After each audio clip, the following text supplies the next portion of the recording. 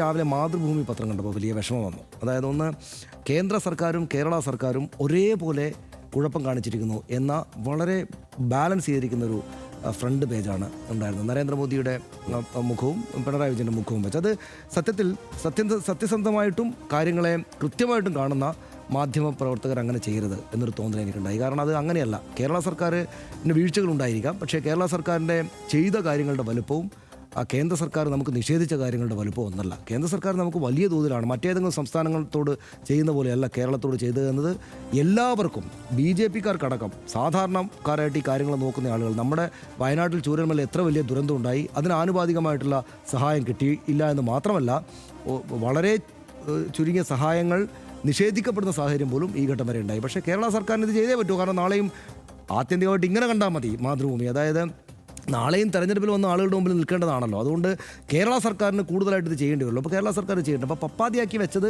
നന്നായില്ല എന്നെനിക്ക് തോന്നി. അത് സത്യസന്ധമായിട്ടും കൃത്യമായിട്ടും കാര്യങ്ങൾ കാണുമ്പോൾ അത് ചെയ്യരുത്. എനിക്കിപ്പോൾ ഇതിനേക്കാൾ കൂടുതൽ ശക്തമായിട്ടുള്ള ആളുകളുടെ അഭിപ്രായം രൂപീകരിക്കുന്ന മാധ്യമങ്ങൾ ഇപ്പോൾ കേരളത്തിൽ വേറെയുണ്ട്. ഞാൻ പറയുന്നത് സോഷ്യൽ മീഡിയ മാധ്യമങ്ങളാണെങ്കിലും നമ്മളെപ്പോലുള്ള വാർത്താ ചാനലുകളാണെങ്കിലും പത്രങ്ങളെക്കാൾ കൂടുതൽ അഭിപ്രായ രൂപീകരണം നടത്തുന്ന മാധ്യമങ്ങളുണ്ട്. പക്ഷേ മാതൃഭൂമി എന്നൊക്കെ പറഞ്ഞാൽ നമ്മൾ ഒരു ശീലത്തിൻ്റെ ഭാഗമാണ്. നൂറ്റാണ്ട് കടന്നൊരു പത്രം നമ്മൾ രാവിലെ എടുത്ത് നോക്കുമ്പോൾ തീർത്തും സുഖകരമല്ലല്ലോ എന്ന് തോന്നലുണ്ടാക്കുന്ന ഒരു സംഗതി കൊടുക്കരുതായിരുന്നു എന്നെനിക്ക് തോന്നി.